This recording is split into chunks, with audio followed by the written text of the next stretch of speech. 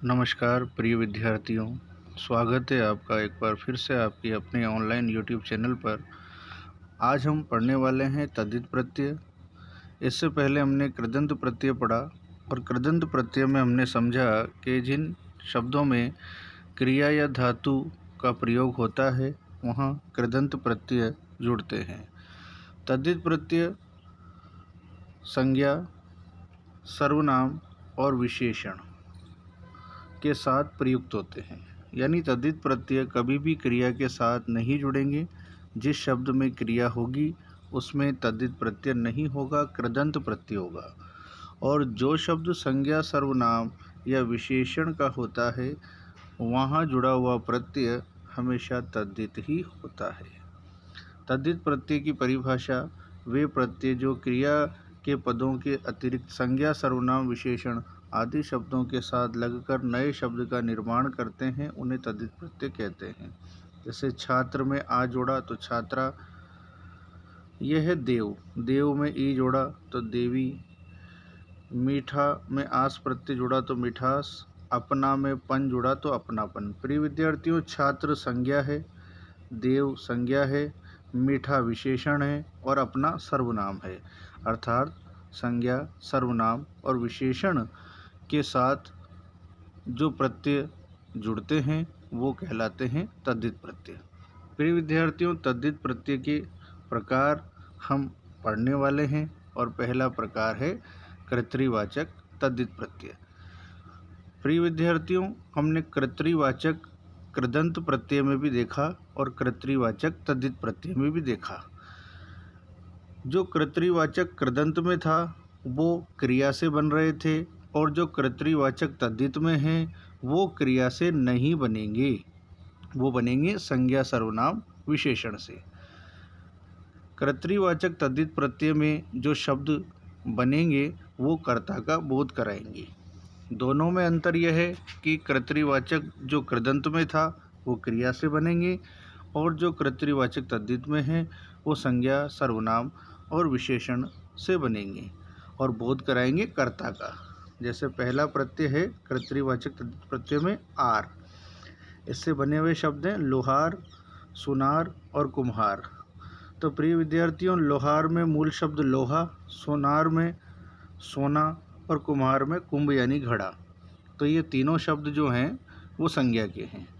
दूसरा ईया प्रत्यय, ईया प्रत्यय से शब्द बना रसिया और मुखिया। इसी प्रकार ई प्रत्यय से बना तेली, केदी और भेदी। प्रिय विद्यार्थियों, इनमें किसी भी शब्द में क्रिया नहीं है। ये सब संज्ञा, सर्वनाम, विशेषण के हो सकते हैं पर क्रिया के नहीं हैं। एरा प्रत्यय से घसेरा, लखेरा और कसेरा। वाला से दूध वाला, पान वाला, चाय वाला। हारा से लकड़हारा, पनिहारा। लकड़हारा में मूल शब्द लकड़ी और पनिहारा में पानी। तो ये दोनों ही संज्ञा है, न कि क्रिया। और उसमें जो कृदंत प्रत्यय में जो कर्तृवाचक था उसमें सारे शब्द क्रिया के थे और ये सारे शब्द संज्ञा, सर्वनाम, विशेषण के हैं। अगला है कार प्रत्यय, कार से सलाहकार, चित्रकार और मूर्तिकार।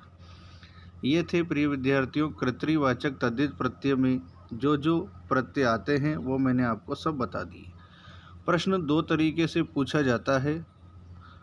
प्रश्न का एक प्रकार होता है कि लुहार में कौन सा प्रत्यय है, तो लुहार में आपको बताना है आर प्रत्यय। आपसे ये भी पूछ सकते हैं कि सुनार में लगा हुआ प्रत्यय किस प्रकार का है, तो कर्तृवाचक तद्धित प्रत्यय।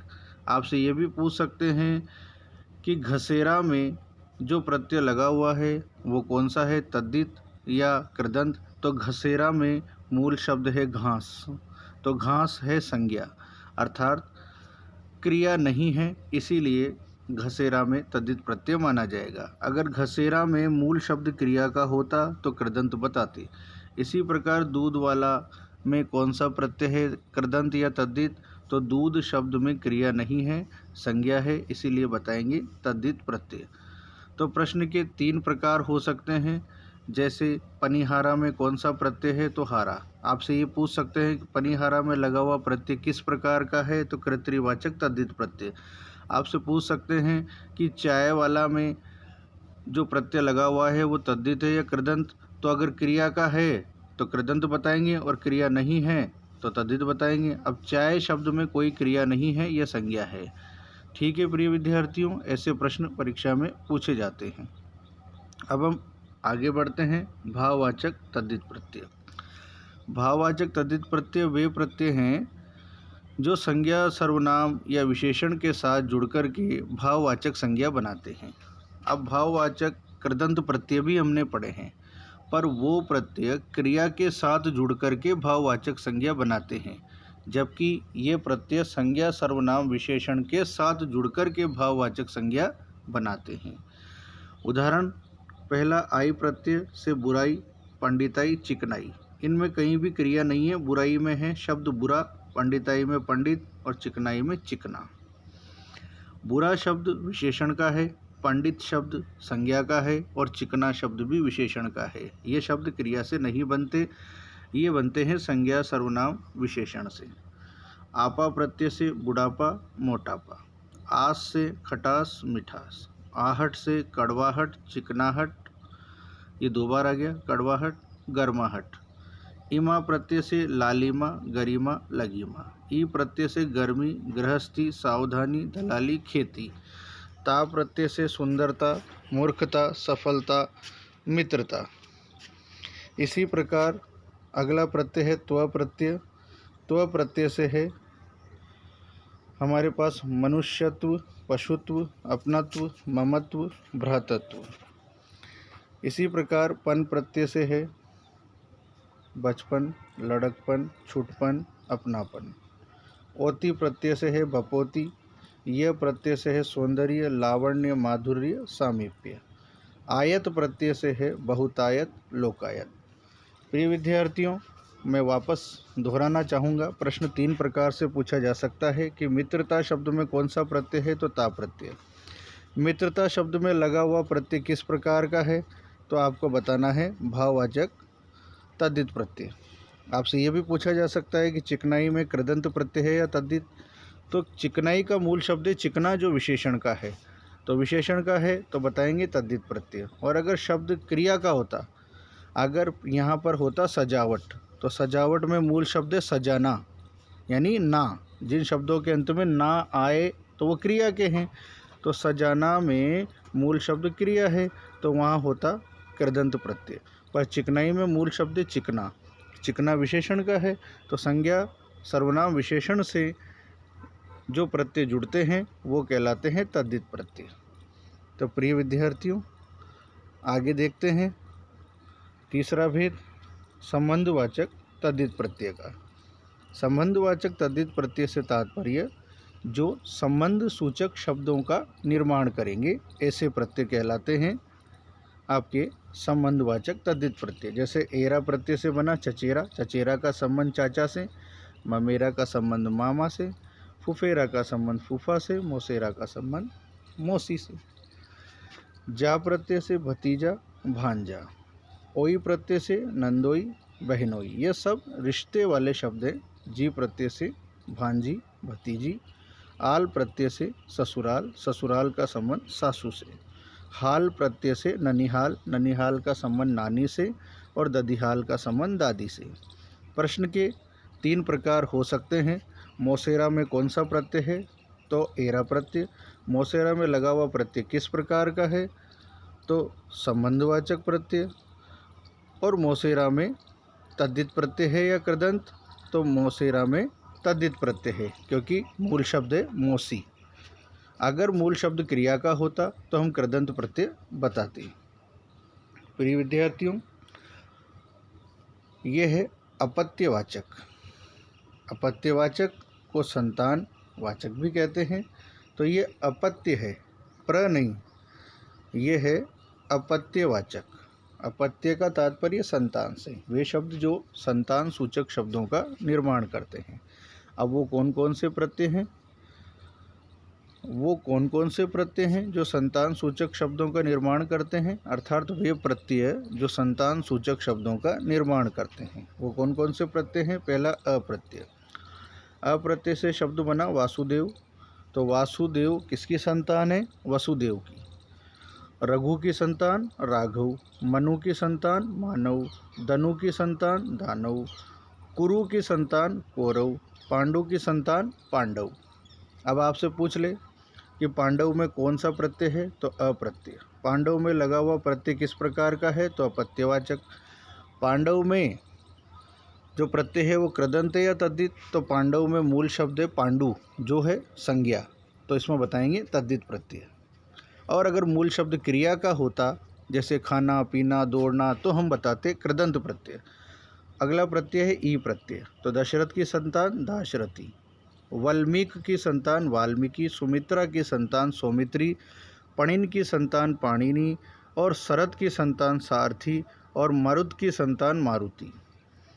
ये प्रत्यय से देखें, कुंती की संतान कौंते, गंगा की संतान गांगे, भगिनी की संतान भागिने, राधा की संतान राधे, कृतिका की संतान कार्तिकेय, अत्रि की संतान आत्रेय, अंजनी की संतान आंजनेय। यह प्रत्यय से देखेंगे, दिति की संतान दैत्य, अदिति की संतान आदित्य, अभिजात वर्ग की संतानें कहलाती है अभिजात्य। ई प्रत्यय से जनक की संतान जानकी, मिथिला की संतान मैथिली, ध्रुपद की संतान द्रौपदी, गांधार की संतान या गंधर्व की संतान गांधारी, पर्वत की संतान पार्वती, विदेह की संतान वैदेही, भगीरथ की संतान भागीरथी। आयन प्रत्यय से दंडी की संतान दंड्यायन और कात्य मुनि की संतान कात्यायन। ये प्रत्यय थे संतान सूचक। इनमें दो तरीके से प्रश्न पूछा जा सकता है। पहला प्रश्न ये पूछा जा सकता है कि जानकी शब्द में कौन सा प्रत्यय है, तो ई प्रत्यय। आपसे दूसरा प्रश्न ये भी पूछा जा सकता है कि पार्वती में लगा हुआ प्रत्यय किस प्रकार का है, तो अपत्यवाचक या संतानवाचक।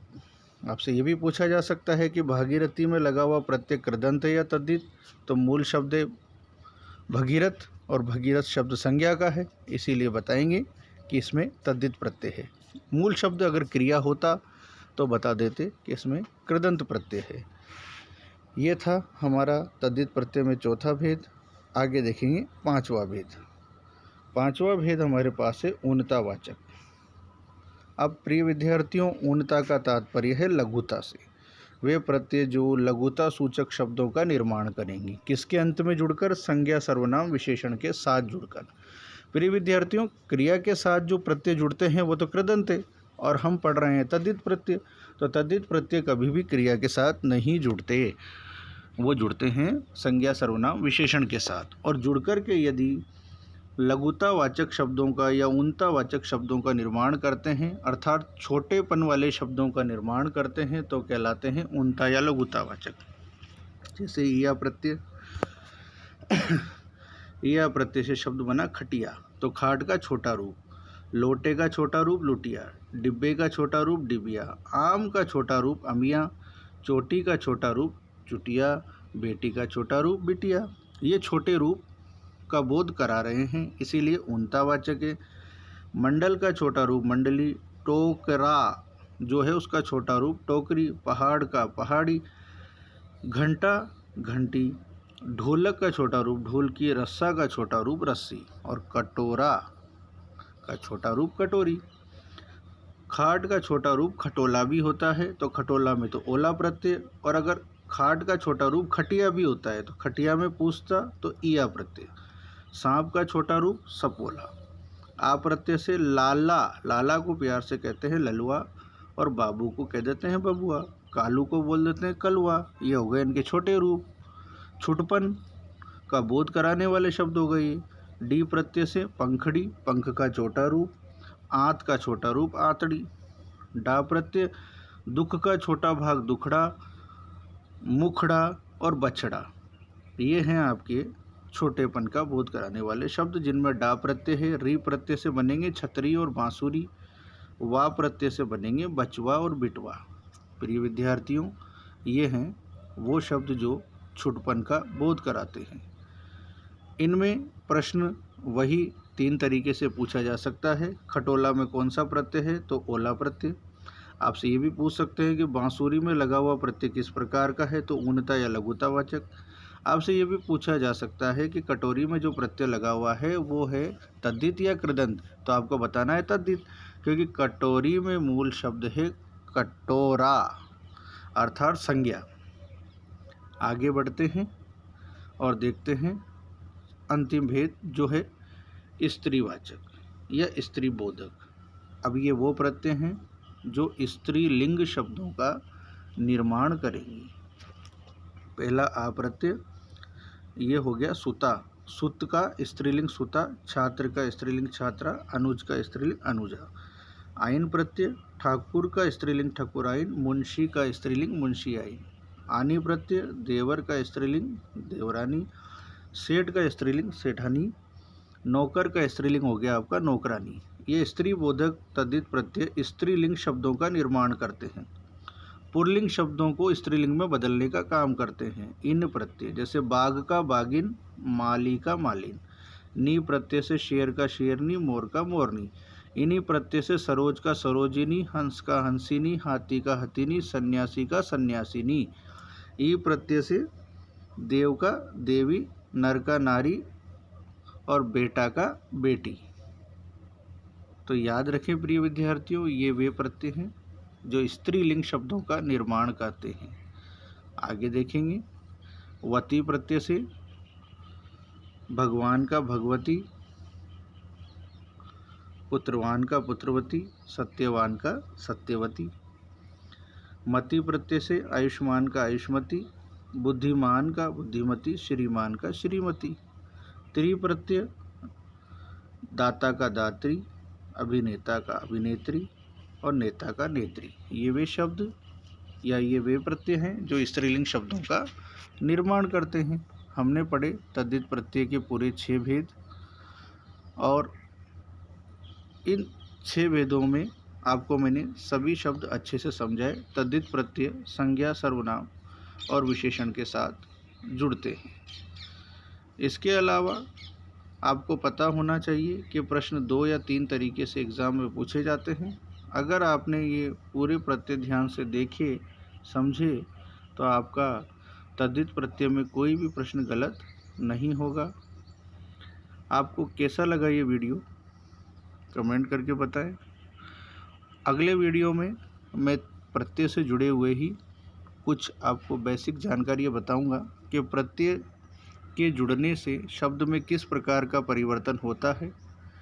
तो प्रत्यय से होने वाले परिवर्तन की चर्चा हम अगले वीडियो में करेंगे। तब तक के लिए धन्यवाद।